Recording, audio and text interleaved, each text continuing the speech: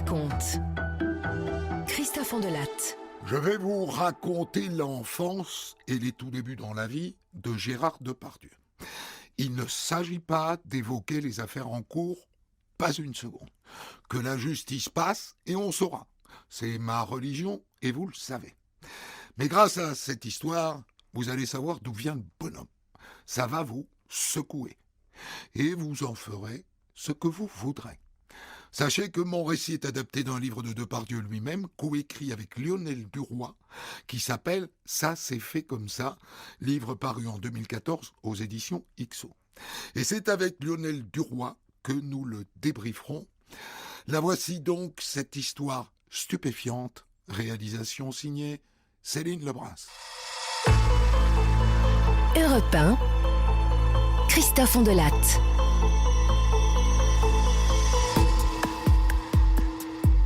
Quand j'avais 2-3 ans, ma mère me disait en me caressant la tête, avec amour, hein, avec amour.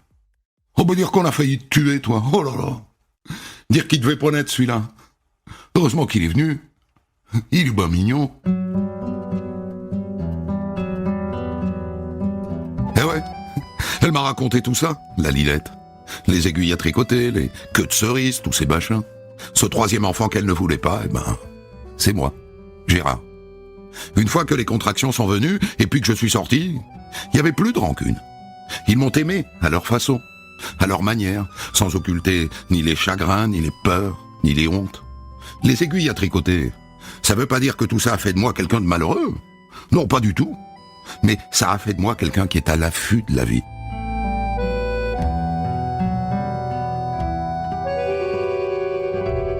On habitait devant l'école, le quartier de l'Homme-Long, à Châteauroux.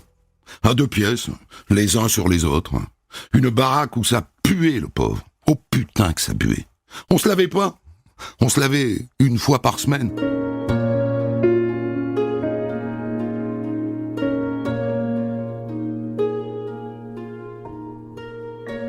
Chez nous, on disait pas bonjour, jamais. Personne ne disait bonjour à personne. C'était comme ça. La vie, tu la prenais en la regardant. Pas de mots, jamais. La vie, tu la prenais en voyant dans la cuvette verte le vomi d'Édé, mon père, qui rentrait ivre-mort, quand il n'avait pas vomi dans la rue. Et tu la prenais quand tu voyais ma mère Lilette, toujours enceinte, qui se tapait sur le ventre. Tu la prenais par les coups, les cris, les poignées de cheveux.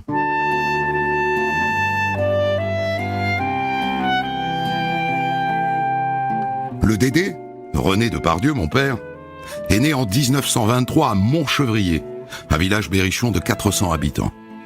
Est-ce qu'il a fréquenté un peu l'école? En tout cas, il n'a jamais su ni lire, ni écrire, ni jamais non plus trop parler. Bref, bah alors, voilà. Une forme de grognement qui ne débouchait jamais sur aucune phrase. Lilette, ma mère, l'image qui me vient, c'est celle d'une vache. Quand je pense à elle, je la vois en vache, les mamelles gonflées, le lait, le ventre énorme. Moi, je ne l'ai pratiquement connue que grosse, enceinte, avec dans le regard cette résignation, ce fatalisme que l'on croise dans le doux regard des vaches laitières. En 45, tu mets au monde Alain, l'aîné. En 47, Hélène. 24 ans déjà, 2 enfants. Et c'est bien pourquoi tu n'en veux pas de 3e. D'autant qu'en même temps qu'elle se découvre enceinte de moi, la Lilette découvre un secret qui lui glace le cœur.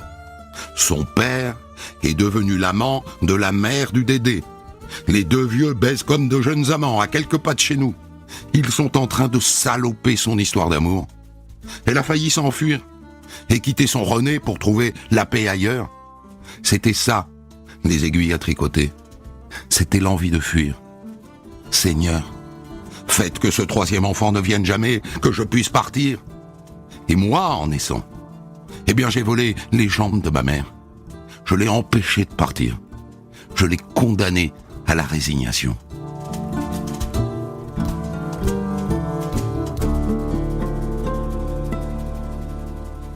Il faut quand même que je vous dise que pour moi, ma Lilette n'a pas toujours été qu'une vache. On a eu quelques mois d'un bonheur insouciant. J'ai 5-6 ans. Elle m'assoit à l'arrière de sa bicyclette et nous partons aux provisions. Il fait beau, elle pédale dans une robe légère sous le soleil du printemps. Je l'entends chantonner. Et à ce moment-là, elle est heureuse de vivre. Et je suis sûr que j'y suis pour quelque chose.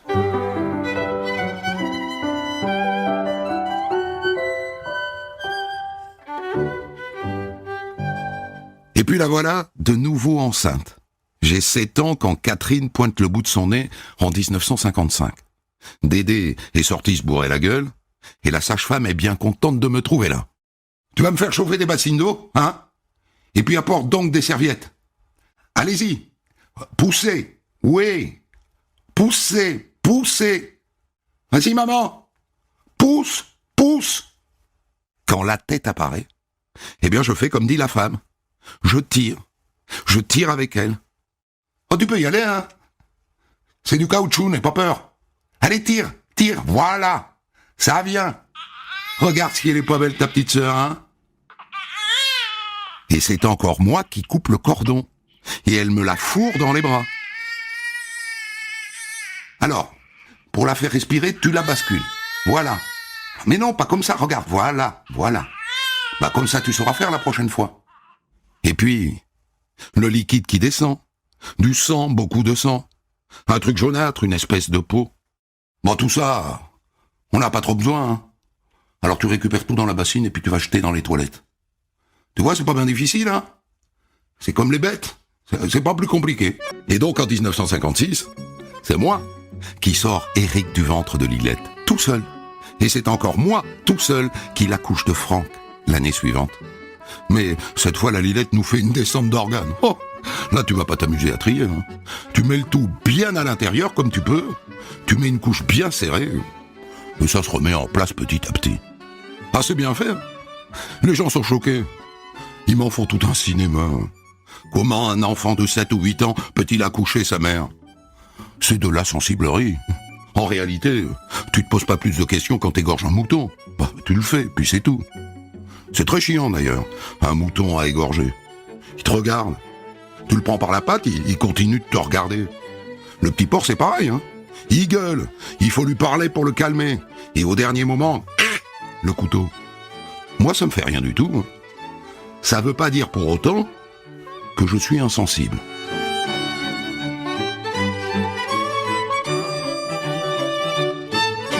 Pourquoi j'ai quitté l'école? Eh ben parce qu'on m'a accusé d'un vol que j'avais pas commis. La caisse du maître d'école pour son cadeau de fin d'année. Comme j'étais le pauvre de la classe, eh ben, on me l'a collé sur le dos. Forcément. Un pauvre. Ah mon salaud, celui qui m'a accusé, c'est celui qui l'avait embarqué. Et donc à 10 ans, je suis dehors. Alors je regarde un peu entre les cuisses de la voisine, la mémette, et je me branle la main dans la poche.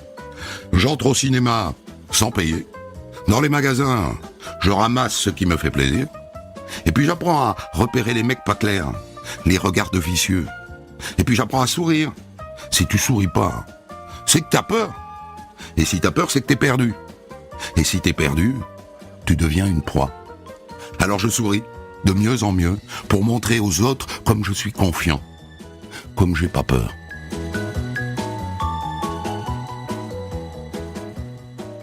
Quand les forains ou les camionneurs avec des gueules de Lino Ventura me disent « Et toi? Je pourrais sucer ta bite ?» Ah, je réponds pognon. Je dis mon prix. On dirait que la Lilette m'a vacciné contre la surprise. Si j'ai survécu aux aiguilles à tricoter, de qui est-ce que je pourrais bien avoir peur, hein? De personne. Et surtout pas de moi. J'ai une confiance absolue en moi, en mon destin. C'est le fil tendu de ma vie. La première fois que j'ai vu la mer, c'était avec les supporters de la Berrichonne, le club de foot de Châteauroux. J'avais entendu dire qu'ils allaient jouer contre Monaco. Alors je me suis faufilé dans le car. J'ai rien payé du tout, hein. Je suis juste monté dans le car. On a roulé toute la nuit, et le matin, en ouvrant les yeux, waouh! J'ai vu les montagnes, la terre rouge du sud, les cyprès, et au détour d'un virage, la mer. Oh! C'était irréel. C'était tellement beau. J'ai couru à toutes les fenêtres pour continuer de l'apercevoir. Ça m'a porté, ce voyage. Ça m'a porté pendant des mois. Voilà. Je me disais plus tard, je reviendrai. J'achèterai une maison. Je le ferai, hein. Et j'emmènerai toute la famille dans cet air lumineux sur cette terre rouge et chaude, sous ces pins.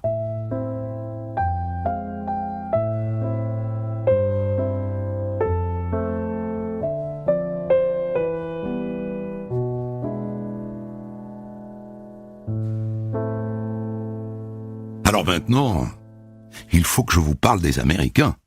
Les Américains de Châteauroux, installés sur la base de l'OTAN à la Martinerie depuis 1950. Ils ont été mon autre école. Ils m'ont sorti de la merde, ils m'ont ouvert au monde. Aussi loin que remontent mes souvenirs, ils ont toujours été là. J'ai 7 ans, je suis fasciné par leurs jeeps, leurs uniformes, leurs chewing-gums, leurs pop-corn, leurs cigarettes, leurs bars, leur musique et leur rire. Leur rire surtout. Nous, le petit peuple de Châteauroux, on est gris, on est insignifiant, racorni, triste. À côté de ces géants noirs ou blonds, aux dents blanches, chahuteurs et contents de vivre.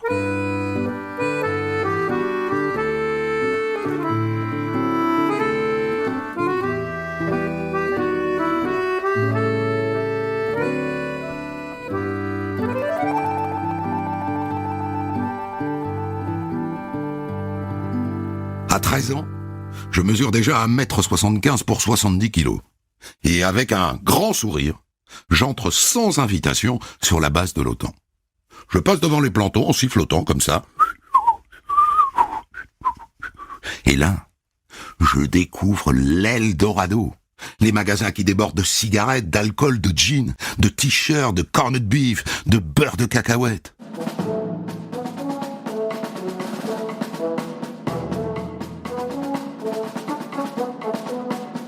Mon premier pote est un Indien, Red Cloud, nuage rouge. C'est avec lui que je fais mes premiers achats de cigarettes.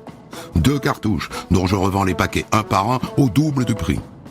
Et en quelques semaines, je suis aussi à l'aise sur la base de l'OTAN qu'un GI de l'Ohio. Et d'ailleurs maintenant, j'y rentre en voiture avec mes nouveaux potes, avec leur Buick, leur Chevrolet. Et comme ça, je peux ressortir avec le coffre plein. Et bientôt, j'ai ma clientèle. À l'hôtel-restaurant Le Faisan, par exemple, on s'arrache mes cigarettes, mon whisky, mes vêtements made in USA. Et en une semaine, je gagne ce que le Dédé se fait péniblement en 1 mois. J'ai du pognon plein les fouilles. Alors j'en glisse à la Lilette, à mes potes qui sont dans le besoin, et puis, moi je dépense. Je dépense. Et puis question culture, je suis sans arrêt fourré dans les cinémas des GI, en VO, sans sous-titres.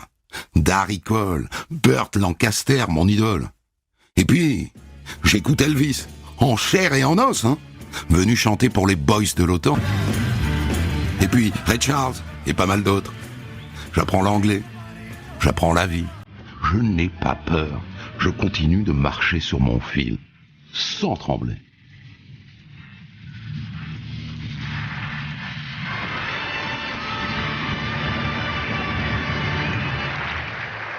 Et puis il y a eu les brossards. Alors là, pourquoi ces bourgeois, cette famille raffinée et cultivée de Châteauroux, m'ouvre-t-elle les portes de son hôtel particulier ? Je n'en sais rien. Je ne leur cache rien. Ni mes parents, ni mes petits trafics, mais ce sont pas des bourgeois comme les autres, vous voyez. Les parents sont artistes, ouverts, curieux, totalement dénués de préjugés. Ce sont des parents, comme j'en ai jamais vu. Amoureux, aimants, respectueux l'un de l'autre, beaux, et curieusement intéressés par le garçon que je suis. Tu resteras bien dîner, Gérard ? Chez eux, on prend les repas en famille. On ne s'aboie pas à la figure comme chez nous. On se parle, on s'écoute. Et c'est touchant, la façon dont ces gens m'adoptent. Pas un mot pour me juger. Et au moment de me dire au revoir, reviens quand tu veux, Gérard. Tu seras toujours le bienvenu. On de la raconte, la suite de votre récit.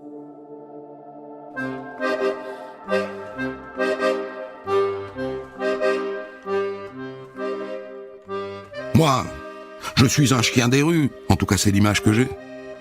Et pourtant quand j'entre chez eux, je me sens beau, comme s'ils m'élevaient. Une fois pour les vacances, ils m'emmènent dans leur maison d'Arcachon. C'est irréel. Et donc si je ne suis pas complètement perdu, eh bien je le dois sans doute aux brossards, qui m'ont permis d'entrevoir que la vie pouvait être différente.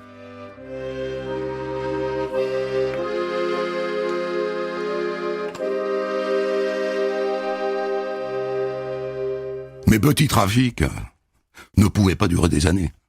Le début de ma chute, c'est un mec qui me balance après s'être fait serrer par les douanes, avec le coffre plein de cigarettes américaines, de fringues et de whisky. D'où ça sort tout ça? C'est Depardieu qui me l'a filé. Les gendarmes me ramassent, et pour la première fois, j'entends la litanie de toutes les bagarres et des petites escroqueries dans lesquelles on m'a pris la main dans le sac. Ça fait beaucoup pour un petit gars de 16 ans seulement, tu crois pas, Depardieu? Je suis d'accord, mais pour le trafic de cigarettes américaines, c'est pas moi. Je n'aurais jamais trempé là-dedans. Et ma chance, c'est qu'ils ne trouvent rien chez moi, même pas un mégot de Lucky Strike.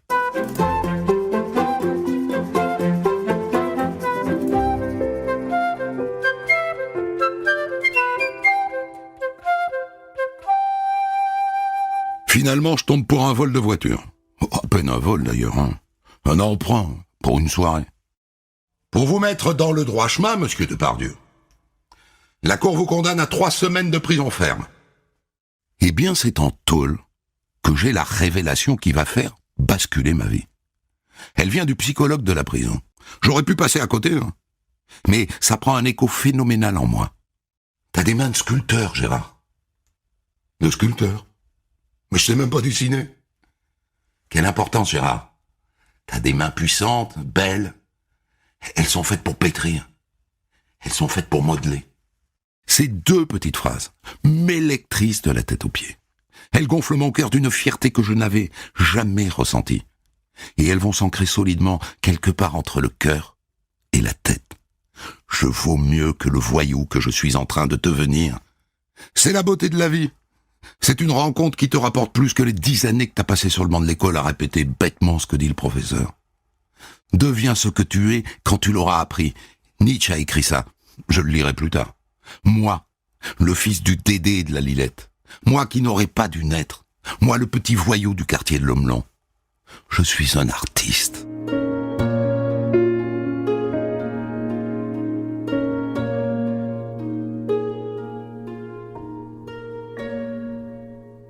L'homme qui m'a sorti de Châteauroux, quelques mois plus tard, s'appelle Michel Pilorget.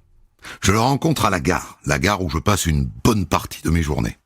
Et d'ailleurs, j'ouvre une parenthèse, c'est aussi à la gare que j'ai rencontré Maury. Maury, c'est un type qui dépouille les morts.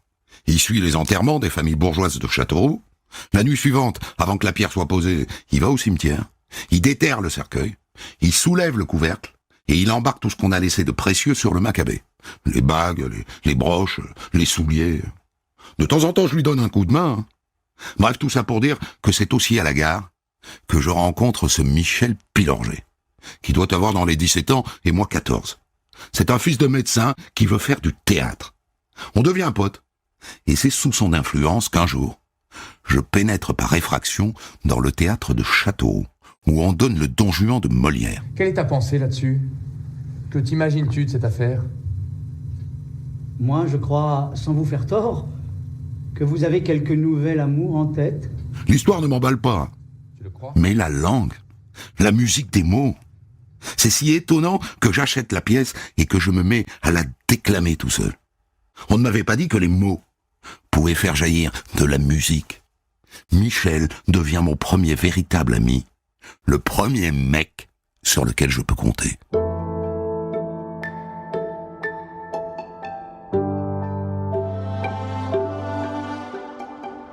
À la fin de l'été 1965, je le croise à nouveau devant la gare, par hasard.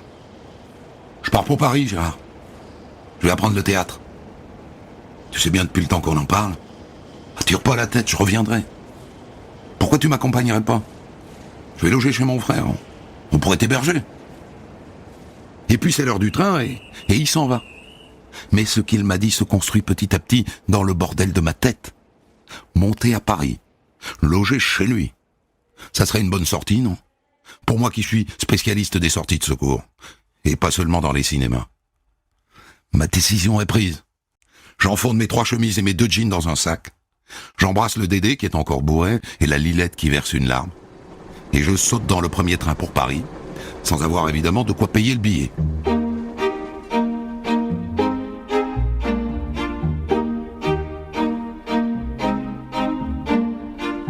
Oh, ça me plaît Paris. Ça m'enthousiasme, ça m'emporte.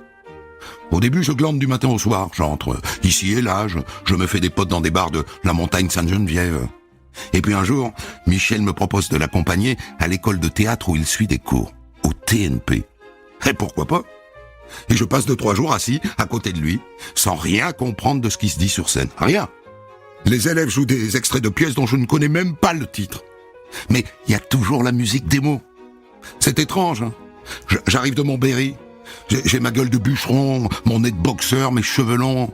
Je fais peur aux vieilles dames à la tombée du jour, mais la musique de Racine me bouleverse.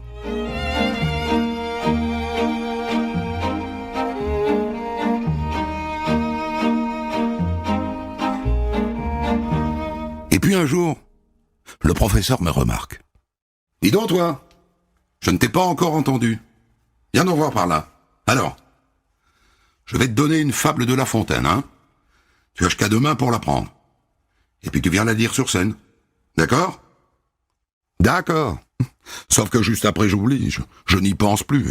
Et le lendemain, je la sais pas. Bon fais-nous une impro alors, hein. Allez vas-y, on te regarde. On t'écoute. Et là, là je commence à rire. De bon cœur.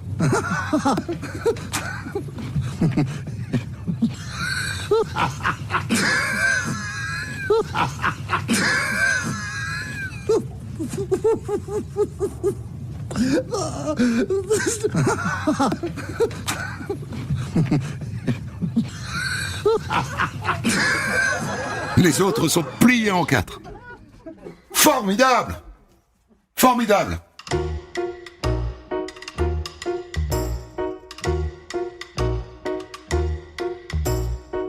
Et voilà comment je passe cette année 65-66 au cours du Lin, en dilettante. J'apprends des petites choses. Je peux faire rire. Je peux marcher sur scène. J'ai de la présence, comme dit le prof. Mais je n'ai pas les mots. Le fantôme de Dédé, qui n'a jamais su formuler une phrase, me hante.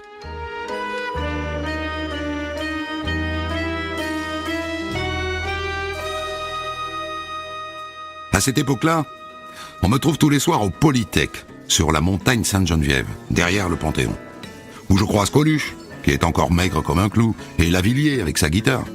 Mais ce sont pas eux, mes potes. Mes potes, ce sont les travelots. En particulier Paulette. Paulette, elle a fait Dien Bien Phu dans la Légion. Elle a un manteau léopard, une choucroute blonde sur la tête, des talons hauts, et elle me susurre à l'oreille. « T'en fais pas, mon poulet. Un jour, je t'aurai. »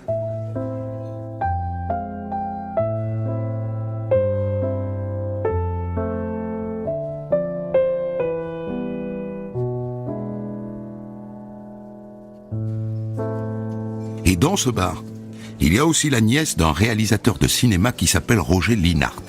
Il s'apprête à tourner un court-métrage. Il cherche un comédien pour incarner un beatnik.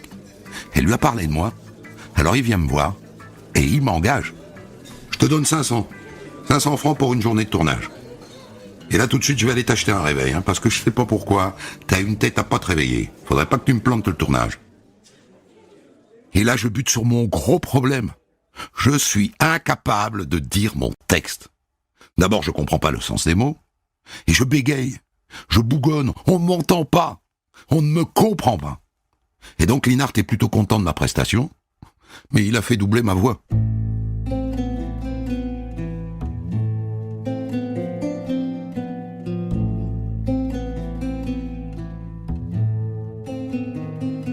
À la rentrée 1966, Michel quitte le cours du Lin pour un autre cours. Le cours de Jean-Laurent Cochet au théâtre Édouard VII. C'est lui, Jean-Laurent Cochet, qui va faire de moi un comédien. Mais ça, c'est un autre épisode de mon histoire. Je vous la raconterai peut-être un jour. Pour commenter son histoire du jour, Christophe Ondelat reçoit un invité, acteur direct de son récit. Je vous ai raconté l'enfance et les débuts dans la vie de Gérard Depardieu, sans autre objectif que de vous éclairer sur l'homme qui fait l'actualité en raison d'accusations de viol et d'agression sexuelle. Histoire que j'ai tirée du livre de Depardieu lui-même aux éditions XO, Ça s'est fait comme ça. Livre coécrit avec Lionel Duroy, qui m'avait accordé une interview il y a quelques années, dont je voulais vous faire entendre quelques passages à titre de débrief. D'abord, comment s'est fait ce livre? Quel est le deal? Est-ce qu'il s'assoit? Est-ce qu'il raconte? Et est-ce que Lionel Duroy enregistre? Non, c'est pas comme ça avec Gérard Depardieu. Avec Gérard Depardieu, il ne faut pas poser de questions. Je l'ai très vite compris. On s'est retrouvés une première fois chez lui, dans son théâtre magnifique, là, puisqu'il habite en fait un théâtre dont on a enlevé l'intérieur. Et puis il avait sur la table un de mes livres qui s'appelle Le Chagrin. Et il m'a tout de suite dit on a tous les deux eu des enfances de merde, mais je préfère quand même la mienne à la tienne. On a commencé comme ça. Et en fait, j'ai compris, on a bu un café, c'était assez sympathique, l'entrée comme ça en matière. Et j'ai compris que quand on pose une question à Gérard Depardieu, il ne répond jamais à la question. Il contourne. Oui, ça ne l'intéresse pas. Il dit, viens, on va plutôt bouffer. Il n'a pas envie de parler de lui. Donc, on va au restaurant. En fait, le livre s'est fait sur la longueur, avec une multitude de très courts entretiens. On se voyait en fin de journée. Moi, j'écrivais dans ma journée. Je le retrouvais en fin de journée. Je ne posais jamais de questions. Je m'asseyais à côté de lui et il avait toujours quelque chose à dire. Mais une seule chose. Un seul chapitre, quoi. Par exemple, les accouchements, il fait ça d'un coup. Voilà. Et après, on va boire. Et après, il dit, arrête maintenant. Ouais. Fatigué, viens, on va dîner. C'est-à-dire, au fond, il s'adresse à vous un peu comme un psychanalyste. C'est un peu la démarche de la psychanalyse, s'asseoir et parler spontanément. Oui, de ce qu'il a en tête dans la journée parce qu'il sait que je vais venir. C'est exactement la démarche de la psychanalyse. C'est-à-dire, il a une chose qui le préoccupe. Il dit toujours qu'une seule chose, Gérard. Il est extrêmement sympathique. Il n'a pas de surmoi, c'est-à-dire assez souvent, comme c'était le printemps quand on travaillait, il me recevait en slip, en chemise ouverte dans sa maison. Il est saoul? Il a besoin d'être saoul pour raconter ça ou il est à jeun? Non, il est à jeun. Non, il fume. Quand on se voyait comme ça, il fumait une demi-gitane toujours. Il buvait pas de vin, on buvait du café. C'est après qu'on va dîner, qu'on boit un peu.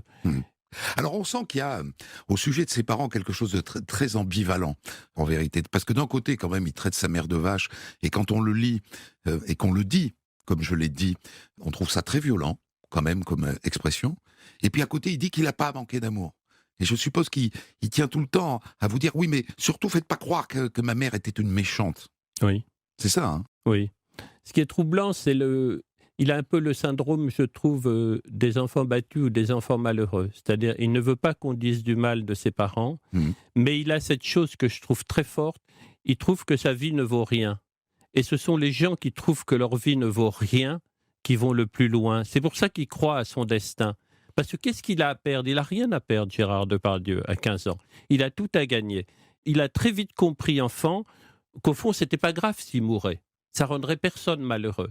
Donc il pense, puisque ma vie ne vaut rien, je peux tout tenter. Quand vous racontiez très bien qu'il rentre dans les magasins américains, dans la garnison américaine de Châteauroux, il a cette espèce de culot qui continue d'avoir aujourd'hui, qui le fait pénétrer dans n'importe quel endroit interdit ou sacré. Le coup du sourire, c'est lumineux, il a totalement raison. Sans doute que si on arrive avec un sourire, on est déjà rentré. C'est magnifique. Tous les picassiettes qui rentrent dans les soirées connaissent cette technique. Bien sûr. Alors la scène la plus stupéfiante, évidemment, c'est cette série d'accouchements. Le premier qu'il fait avec la sage-femme et les deux suivants, qu'il fait à 8 et 9 ans, tout seul. Seul. Comment il vous parle de ça? Je pense qu'il n'avait jamais raconté ça. Il a vu ma stupeur quand il l'a raconté. Beaucoup de scènes du livre, il ne les avait jamais racontées. Il voyait ma stupeur, mais moi je voyais dans son regard son étonnement de trouver les mots pour le dire. C'était très étonnant. Hein. Et une chose comme ça, l'accouchement de la Lilette, il le dit une fois, il n'en reparlera plus jamais. Il ne veut plus après en parler. On ne pose pas de questions là-dessus. Ouais, donc c'est pas la peine que je lui casse les pieds pour venir m'en dire plus, quoi. Et je comprends, parce que c'est tellement stupéfiant, c'est tellement douloureux en vérité. Et lui, il en fait quelque chose d'assez merveilleux. C'est étonnant. Oui, absolument. Et quand la scène que vous avez racontée sur la prostitution à la gare de Châteauroux, ou sur les camionneurs qui disent combien tu prends si je te suce. Et lui répond, je réponds mon prix. Absolument. Et je pense que c'était une des premières fois il en parlait aussi. Il s'est prostitué à Châteauroux. Il s'est prostitué, oui, à la gare de Châteauroux. Quand il était ado, ouais. Alors le coup de la descente d'organes aussi. Tu remets tout à l'intérieur comme tu peux, ça se remet en place petit à petit. Mais ça, C'est- moi, c'est- c'est- il m'a vu rire de Ouais. ça. Et à un moment, je ne pouvais même plus m'arrêter de rire, tellement c'est comme ça. Et là, je vois son étonnement sur son visage, parce qu'il pense vraiment que c'est comme ça qu'on fait. Hein. Ouais. Il pense que ça s'est arrangé comme ça. Que ça va s'arranger tout seul. Ouais. Ça, il a retenu ça, que le ventre d'une femme qui vient d'accoucher, on remet On tout pousse, comme ça. on pousse, Et le ça se reste là, remet. dans les toilettes, Voilà, et ça va s'arranger, quoi. ça va s'arranger. Ça le rend quand même unique dans le monde du cinéma, le monde des artistes contemporains. Je veux dire, aucun autre acteur actuel, contemporain, n'a vécu un truc comme ça. Non, et aucun autre acteur, je crois, a la même indifférence à sa propre carrière. Moi, je l'ai vu, on a passé quand même beaucoup de temps ensemble. Je voyais les coups de fil, j'entendais tout ce qu'il disait. Il y a une espèce d'indifférence à ce qu'on lui propose. Il accepte tout. Ensuite, il dit « Ah ben, je ne vais pas avoir le temps de faire ça ». En fait, il n'y a pas de hiérarchie parce qu'il ne pense pas du tout à sa carrière. Je pense qu'il s'en fout complètement. Depardieu, c'est quelqu'un qui s'est construit beaucoup à l'affectif. Voilà, il aime Barbara. Mhm. Il aime Maurice Pialat. Il aime des gens comme ça. Il les aime à mort. Oui. Mais si derrière un Pialat, on lui propose un autre film qu'il fait marrer, comme Obélix, ben, il va l'accepter. Parce que justement, il a un trou dans ses impôts. Il se dit ben, ça comblera les impôts. C'est ça, le moteur de ses choix. Et il y a aussi souvent cette chose qu'il vous fait dire, c'est « je ne suis pas insensible ». Parce qu'évidemment, on pourrait conclure de tout ce qu'il a vécu que c'est un caillou, que c'est une pierre, qu'il a un cœur en acier. Et on sent qu'il veut dire tout le temps « je suis sensible, néanmoins ». Il est sensible. Quand il parle de son amitié pour Poutine ou pour Castro, je vois très bien qu'il ne comprend pas les enjeux politiques. Il ne comprend pas qu'on lui tape dessus. C'était au moment de François Hollande, ça a fait plusieurs scandales, ce truc-là. Et en fait, il ne comprend pas. Et je lui dis, non mais Gérard, quand Poutine te prend dans tes bras comme ça et que tout le monde voit ça à la télévision, tu vois l'image que ça donne? Et il répond qu'il aime Poutine vraiment. Il n'a aucune formation politique. Il ne calcule pas, et je pense que c'est ça sa beauté et sa réussite dans la vie, c'est que Depardieu ne calcule pas. Il faut qu'on parle de Châteauroux et de cette base américaine de l'OTAN, parce que en même temps, c'est toute une page de l'histoire de France qui se raconte à travers son histoire. Bon, c'est l'occasion de magouilles que sans doute il aurait fait ailleurs si ça n'avait pas été avec les Américains, on est d'accord. Les Américains accrochent son côté petit délinquant paumé de 14 ans, quoi. Mais il délingue forcément. Qu'est-ce qu'il peut faire d'autre à 14 ans que de voler, Gérard Depardieu? Il est nulle part. Quand il raconte qu'il ramasse son père dans le caniveau à 8 heures du soir pour le remonter dans son lit, on voit bien qu'il n'y a pas de loi, il n'y a pas d'autorité, donc il n'y a pas de cadre. Et c'est aussi, pour lui, une occasion d'une immense ouverture sur le monde. C'est-à-dire que l'Amérique vient à Châteauroux. C'était pas le destin de Châteauroux que le monde moderne vienne jusqu'à eux dans ces années-là. Et il happe ça, il s'accroche à ça. Ça, c'est magnifique, je trouve. C'est son premier voyage à l'étranger, en fait, de rentrer dans le magasin américain, de franchir les GI et tout ça, et de rentrer. Il est à l'étranger, vraiment, il voyage. C'est magnifique pour lui. Parce qu'il faut réaliser qu'à l'époque, il y a des officiers, des sous-officiers, des quartiers entiers de Châteauroux qui sont des quartiers américains, qui existent toujours, qui sont devenus des HLM ou des lotissements aujourd'hui. Absolument, tout ça existe encore. Il y en avait à la Selle Saint-Cloud, il y en avait partout de ces bâtiments. Pour les gens nés en 48 comme lui, c'est l'adolescence.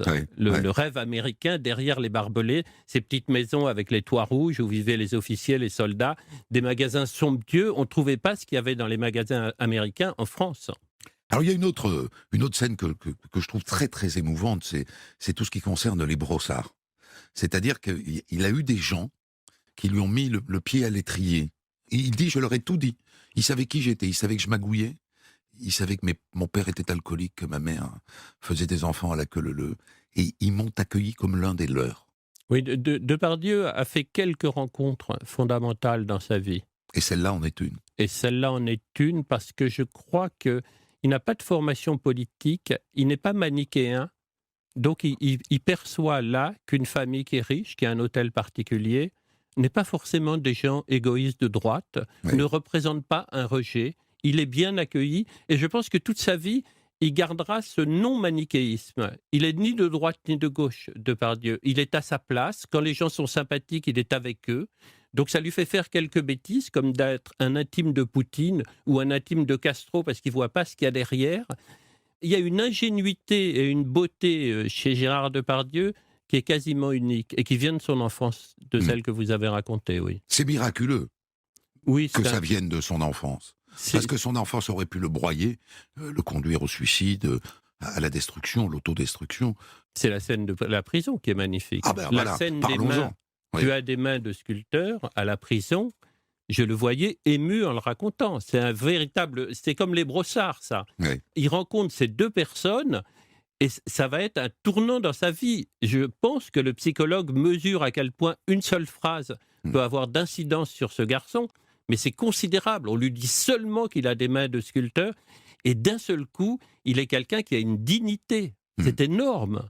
C'est ce que Cyrulnik appelle les tuteurs de résilience. Absolument. C'est-à-dire des gens qui vont aider des types qui sont condamnés, en fait, par leur destin, tout d'un coup à rebondir. Ils s'accrochent à quelqu'un et hop, ils déclenchent. Oui, tout à fait. Moi, je trouve ça magnifique. Ce type lui a sauvé la vie. Oui. C'est d'ailleurs assez rigolo qu'il ne peste pas contre la prison, que la seule chose qu'il trouve à dire de la prison, c'est qu'elle lui a sauvé la vie. Oui.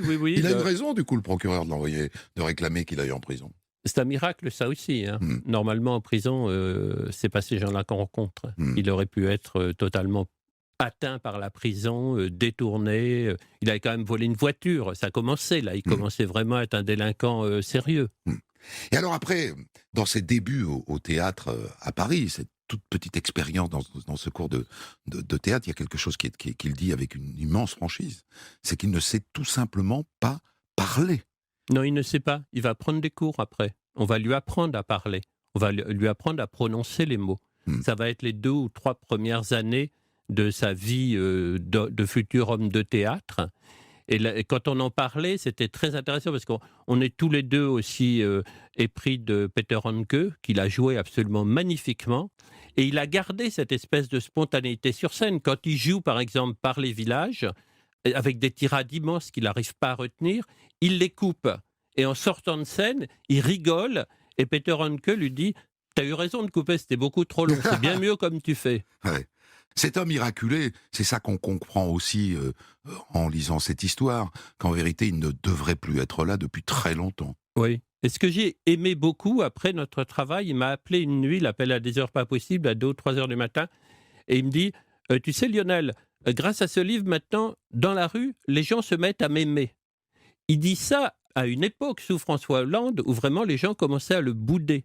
À le détester. Il n'aimait pas ça. À le détester. Non, il est n'a pas aimé qu'à cause de Poutine, on ne l'aime plus. Ah non, il n'a pas du tout aimé. Il est très atteint par ça. Et on ne le comprend pas, parce qu'on croit qu'il est dur. On pense à Obélix, on croit qu'il est dur au mal. Il n'est pas du tout dur au mal. Mais en vérité, d'ailleurs, il n'est jamais vraiment allé vivre en Russie, il vit à Paris. Oui, enfin, il a une maison là-bas, mais peu importe, il vit toujours rue du Cherche-Midi. Oui, merci beaucoup. Merci. Des centaines d'histoires disponibles sur vos plateformes d'écoute et sur europe1.fr.